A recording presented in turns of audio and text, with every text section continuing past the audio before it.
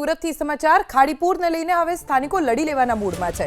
15થી વધુ સોસાયટીમાં આક્રોશ ફેલાયેલો છે। ખાડીપુરને રહીશોએ જન આંદોલન સમિતિ બનાવી 15થી વધુ સોસાયટીના રહીશોએ ગઈકાલે બેઠક પણ યોજી। બેઠકમાં ખાડીપુરના વિરોધમાં આંદોલનની રણનીતિ તૈયાર કરવામાં આવી છે। ગાંધીનગર સુધી આંદોલન કરવાની ચીમકી આપી, પદયાત્રા, બાઇક રેલી અને ઉપવાસ કરવાની ચીમકી। પર્વત પાટી અને આસપાસના ખાડી વિસ્તારના લોકોમાં જબરદસ્ત આક્રોશ જોવા મળ્યો। ખાડીપુર એ સુરત માટે ઘણા વર્ષો જૂની સમસ્યા છે। અનેક વખત રજૂઆત કરવામાં આવી છે ખાડીપુર નિવારવા માટે, પણ કેમ કે ગેરકાયદે દબાણો અને ઝીંગા તળાવોના કારણે ખાડીપુર આ વિસ્તારના લોકો માટે સમસ્યા બની છે અને હવે એ સમસ્યા દર વર્ષે ચોમાસામાં રહીશોને ન નડે તે માટે તેમણે એક આંદોલન સમિતિ બનાવી છે, જે ખાડીપુરની સામે લડશે અને જે પણ યોગ્ય કાર્યવાહી કરવાની થતી હોય એ કરવામાં આવે તેવી માંગ ઉગ્ર બનાવશે। ન માત્ર સુરત મહાનગરપાલિકા કે સુરત પ્રશાસન, પરંતુ ગાંધીનગર સુધી આ 15થી વધુ સોસાયટીના લોકો લડી લેવાના મૂડમાં છે। અમારા સંવાદદાતા ધનરાજ બાગલે પાસેથી વધુ જાણકારી પ્રાપ્ત કરીશું। ધનરાજ, કઈ હદે કંટાળ્યા છે સ્થાનિકો કે તેમણે આખી સમિતિ બનાવી ખાડીપુર સામે આંદોલન કરવાની?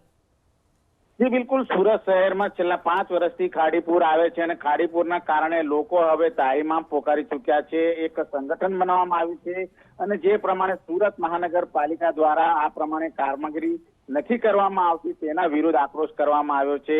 જો કે વાલક ખાડીનું પાણી છે એ ડાયવર્ટ કરીને સુરત શહેરની ખાડીમાં ડાયવર્ટ કરાયું છે, ત્યારે આ વાલક ખાડીનું પાણી સૌથી પહેલા સણિયા હેમાદમાં આવે છે, ત્યારબાદ પૂણા કુંભારિયા અને ત્યારબાદ જે રહેણાંક વિસ્તારની અંદર આ ખાડીનું પાણી છે પ્રવેશી જતું હોય છે।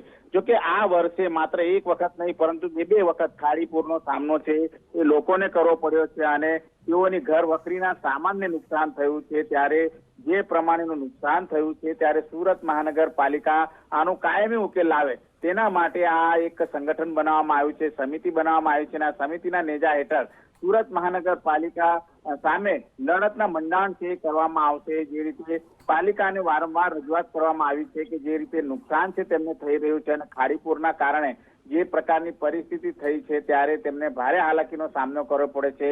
કાયમી ઉકેલ લાવવામાં આવે નહીં તો કાયદાકીય લડત લડવામાં આવશે તેવી અત્યારે હાલ ચીમકી ઉચ્ચારાઈ છે। જી ધનરાજ, આભાર જાણકારી આપવા માટે।